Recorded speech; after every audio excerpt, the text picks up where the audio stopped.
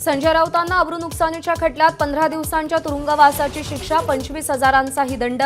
मेधा सोमय्या आणि किरीट सोमय्यांच्या बदनामीच्या खटल्यात शिक्षा सुनावली.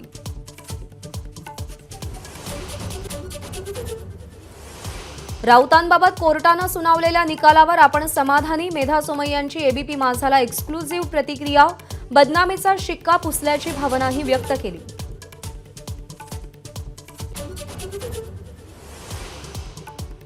महायुतीमध्ये आता फक्त 90 जागांवर तिढा, 198 जागांवर जवळपास मतैक्य. तिढा सोडवण्यासाठी आज संध्याकाळी महायुतीची बैठक.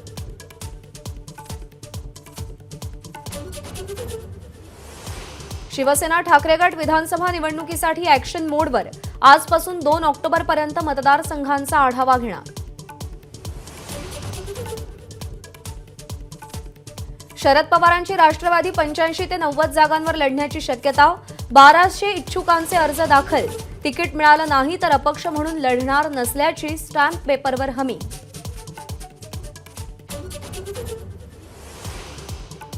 पंतप्रधान मोदींचा पुणे दौरा रद्द. मेट्रोची नवीन लाईन कधी सुरू होणार असा प्रश्न.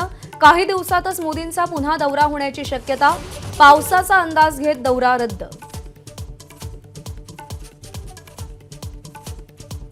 वादग्रस्त यूपीएससी परीक्षार्थी पूजा खेडकरला दिल्ली हायकोर्टाचा दिलासा. 4 ऑक्टोबरपर्यंत अटकेपासून संरक्षण. वक्फ विधेयक संयुक्त समितीच्या मुंबईतील बैठकीत गोंधळ. विधेयकाच्या समर्थनात बोलणाऱ्या फाउंडेशनला रोखल्यानं शिवसेना खासदार नरेश म्हस्के आक्रमक. विरोधकांचा सभात्याग. एबीपी माझा, उघडा डोळे बघा नीट.